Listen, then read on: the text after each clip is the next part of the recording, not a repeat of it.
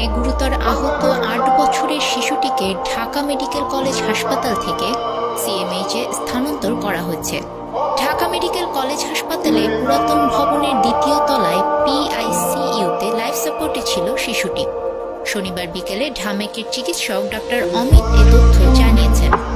এ বিষয়ে হাসপাতালের পরিচালক ব্রিগেডিয়ার জেনারেল মোহাম্মদ আসাদুজ্জামান জানান, শিশুটিকে উন্নত চিকিৎসার জন্য সিএমএইচ হাসপাতালে নেওয়া হয়েছে। এর আগে শিশুটির অবস্থা খুবই সংকটাপন্ন জানিয়ে এই চিকিৎসক বলেন, শিশুটির যৌনাঙ্গে আঘাত রয়েছে, তবে গলায় আঘাত বেশি। তার চিকিৎসায় 4 সদস্যের মেডিকেল বোর্ড গঠন করা হয়েছে। শিশুটিকে হত্যা চেষ্টা ও ধর্ষণের অভিযোগে 4 জনের নামে মামলা হয়েছে। শনিবার সদর থানায় মামলাটি দায়ের করেছেন শিশুটির মা।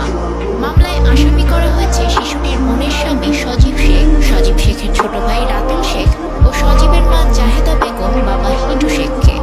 এদের 4 জনকে গ্রেপ্তার করেছে পুলিশ।